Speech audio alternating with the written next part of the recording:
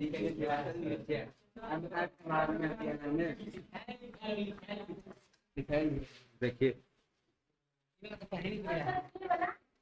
एक मिनट रुक जाइए ना, रुको ना, आ रहे हैं। हाँ नहीं, दोनों ही सबको भी ये वाला पॉइंट नहीं पढ़े थे, वही तो पढ़ाए थे। बोला था नोट करके लेकर के आएंगे। छापे भी तो थे हम लोग। अब तो आकर है कि नहीं। चुप रहो, शांत रहो।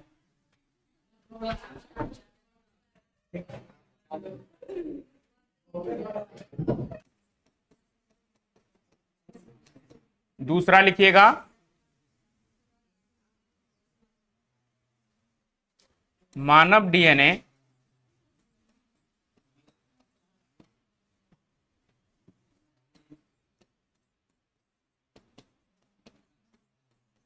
को बनाने वाले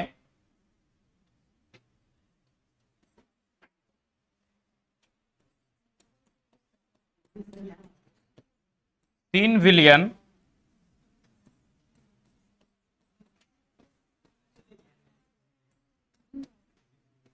रासायनिक क्षार युग्म के अनुकर्मों को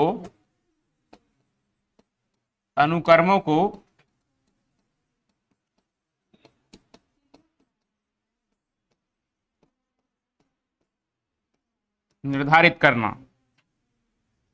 तीसरा लिखिएगा,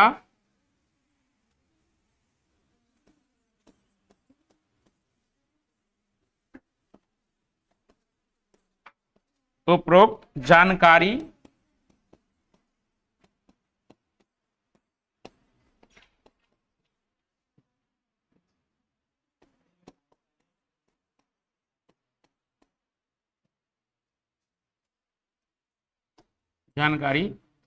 आंकड़ों के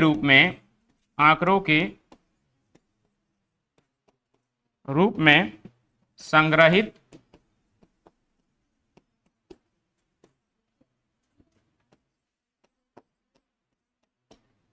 करना।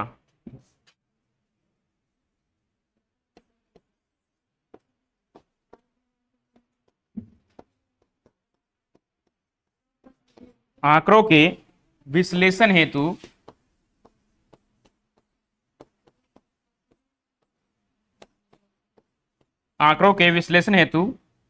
नई तकनीक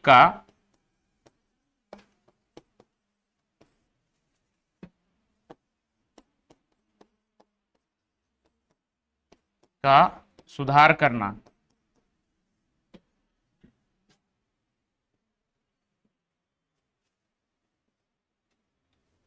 पांचवा लिखिएगा, योजना द्वारा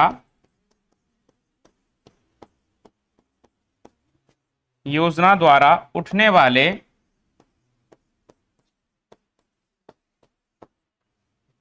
नैतिक,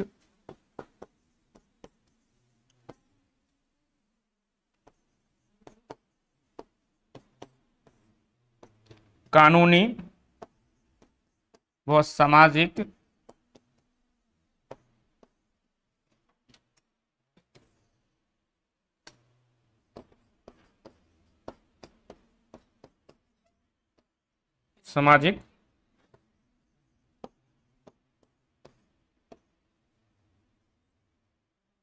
मुद्दों के बारे में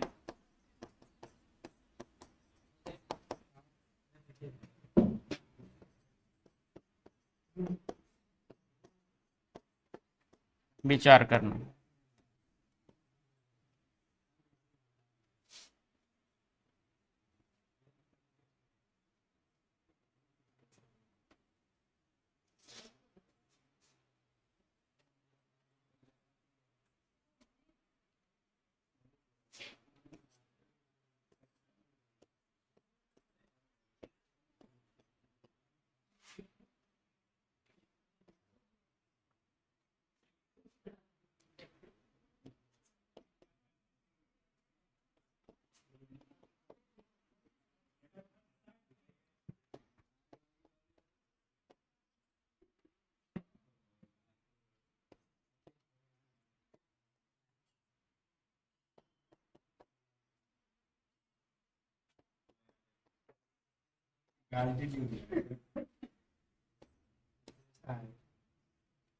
लिखिए।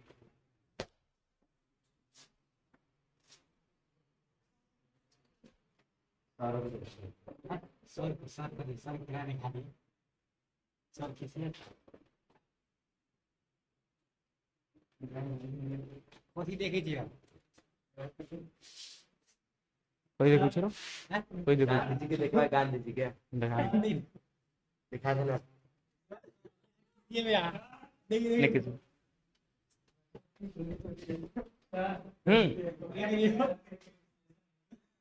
आंकड़ों के विश्लेषण हेतु नई तकनीक का सुधार करना।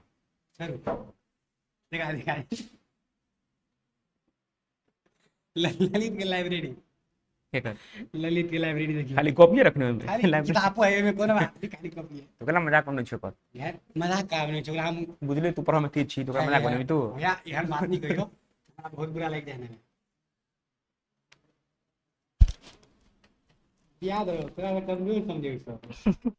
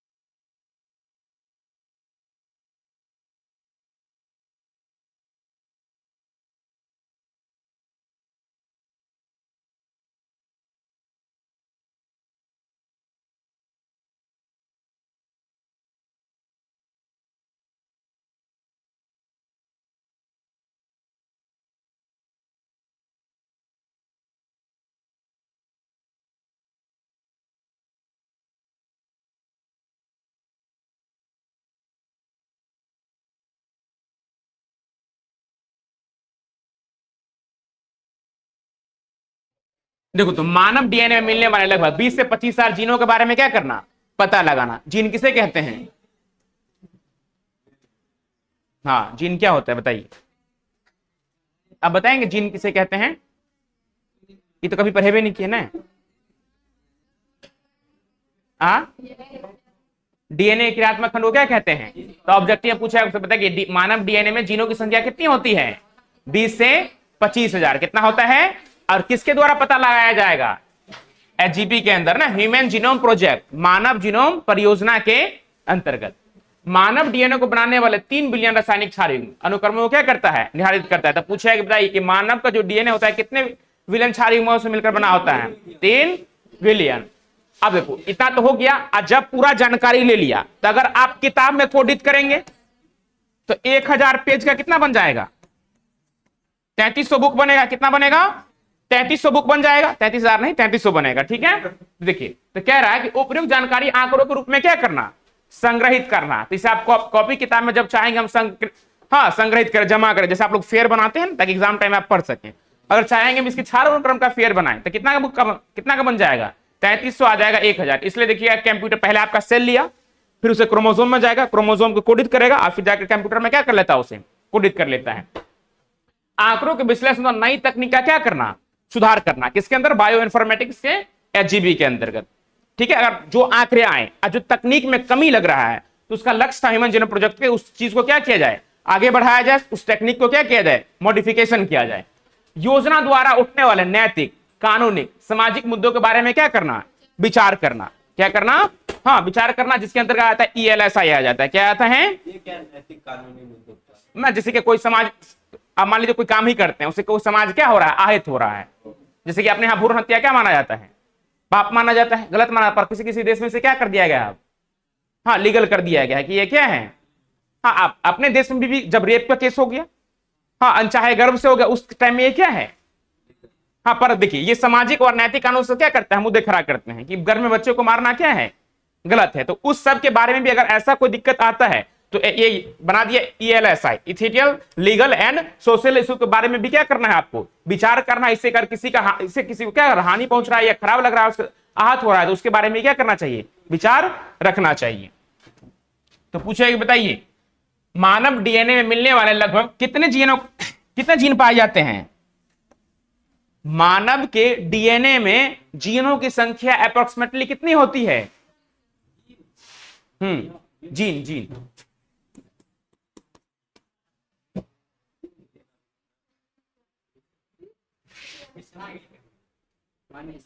20 से 25,000 कितना होता है, बुकला तो कितना पाया जाता है? 20 से 25,000। लाओ ना, दे ना किताब, लाना की भोग लेते एक वाला किताब ठीक रच एकदम हल्का।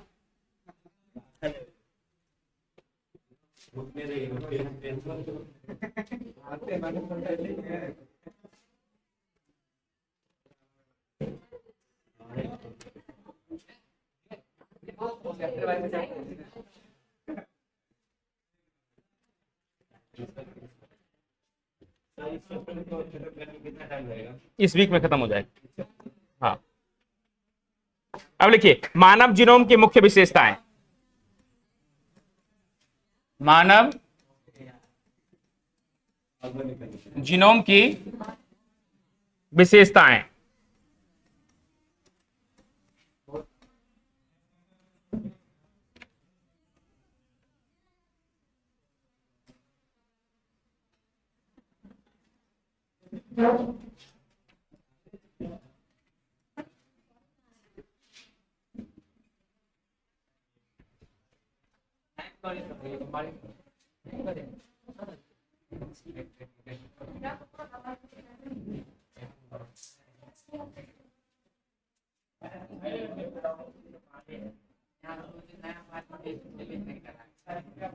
हाँ, देखिए क्या कह रहा है, मानव जीनोम की विशेषताएं क्या है। पहला, मानव जीनोम में 3164 पॉइंट कितने हैं, 7 करोड़ क्या पाए जाते हैं, क्षारयुग्म पाए जाते हैं। ऑब्जेक्टिव में याद रखिएगा, ठीक है। औसतन प्रत्येक जीन में कितने क्षारयुग्म पाए जाते हैं, 300 नहीं 3000। कितना पाया जाता है, 3000। तब पूछेगा बताइए एक जीन में क्षारों की कुल संख्या कितनी होती है? तो कितना कहेंगे? 3000। कितना कहेंगे? अब देखिए, अब पूछेगा, देखिए मनुष्य में सबसे बड़ा जीन जो होता है डिस्ट्रोफिन को माना जाता है। किसको माना जाता है? डिस्ट्रोफिन। तो ऑब्जेक्टिव पूछेगा, बताइए मानव जीनोम में या मानव का जो जीन है तो वो कितने हैं? कितने हैं अप्रोक्स? 20 से 25,000। और पहले अनुमानित किया गया था 80,000 से 1,40,000। कितना अनुमानित किया गया था? 80,000 से 1,40,000। पर फिर बाद में जब जांच हुआ तो कितना आया? 25,000 से कितना आया? 30,000। कितना आया? तो अल्टीमेटली भी आप 30,000 मान के चलेंगे। तो 30,000 में जो सबसे बड़ा जीन हुआ वो कौन सा जीन है? डिस्ट्रोफिन। कौन सा है? डिस्ट्रोफिन। देखिए ये एक ऐसे हैं जिसमें कितने क्षारयुग्म पाए जाते हैं? 2.4 करोड़ क्षारयुग्म क्या बेस पेयर्स इसमें पाए जाते हैं। बाकी जो अन्य छोटे इनसे उन सभी में कितना हो जाएगा? 3,000। कितना हो जाएगा? 3,000। अब देखिए जीन की संख्या 30,000 जो कि पहले अनुमानित कितना था? 80,000 से कितना था? 1,40,000 से काफी कम है, जो बाद में से लिटरली जांच में लाया गया तब। लगभग मानव के 99.9% कितना परसेंट?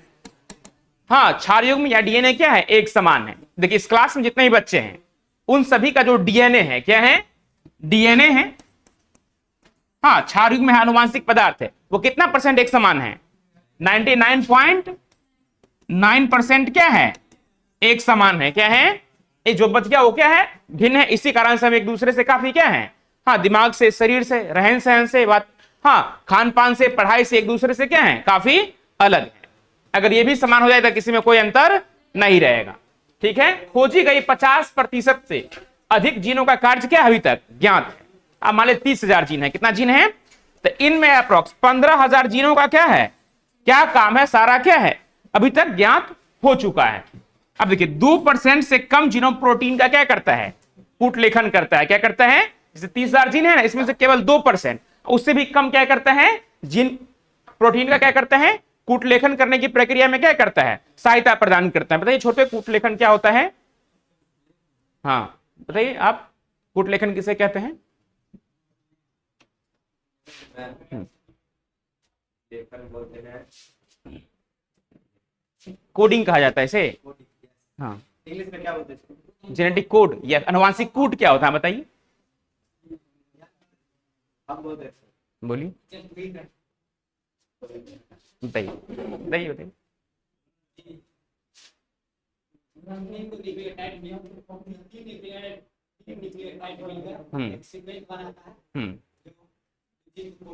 देखो 3 न्यूक्लियोटाइड, कितने न्यूक्लियोटाइड मिलेंगे? 3। जब आपस में तीनों मिलेगा तो क्या करेगा? प्रोटीन का कूट लेखन क्या कर देता है? स्टार्ट करता है। देखिए मानव 2% से भी कम जीनोम जो प्रोटीन का क्या करता है, तो पूछेगा आपसे कि बताइए, हाँ, प्रोटीन का जो कूट लेखन होता है वो कितने परसेंट से होता है? अल्टीमेटली कितना परसेंट कहेंगे? 2%। अब देखिए मानव जीनोम के बहुत बड़े भाग का जो निर्माण पुनरावृत्ति अनुक्रम द्वारा होता है। किसके द्वारा होता है? पुनरावृत्ति अनुक्रमण। तो वही प्रक्रिया द्वारा क्या होता है? रिपीटेड होता है। क्या होता है? अब गुणसूत्र में सर्वाधिक जीन, तो देखिए तो आप भी जानते हैं गुणसूत्र कितने प्रकार के होते हैं? 2 प्रकार के, एक होता है एक्स, एक होता है वाई। गुणसूत्र होता है एक्स वाई। एक्स एक्स पाया जाता है किसमें? फीमेल में। और एक्स वाई किसमें पाया जाता है? मेल में पाया जाता है। देखिए तो गुणसूत्र में सर्वाधिक जीन 2968, कितना? 2968 जो पाया जाएगा किसमें पाया जाएगा? एक्स में पाया जाएगा। किसमें पाया जाएगा? और केवल वाई गुणसूत्र में 231 जीन ही पाए जाते हैं। कितने जीन पाए जाते हैं? 231। कितना जीन पाया जाता है? तो पूछेगा बताइए किस गुणसूत्र में जीन की संख्या सबसे कम होती है? हाँ, तो वाई में। किसमें? वाई में टिक कर देना है। और जब ऑब्जेक्टिव में आ जाएगा, किसमें आ जाएगा? संख्या में पूछ दिया तो कितना कर देना है? 231। कितना कर देना है? 231। सबसे सब ये किस जीन में सबसे अधिक क्षारयुग्म पाए जाते हैं? डिस्ट्रोफिन। मानव शरीर का, मानव कोशिका का या मानव डीएनए का सबसे बड़ा जीन कौन सा है? डिस्ट्रोफिन। मानव डीएनए में जीनों की संख्या लगभग कितनी होती है?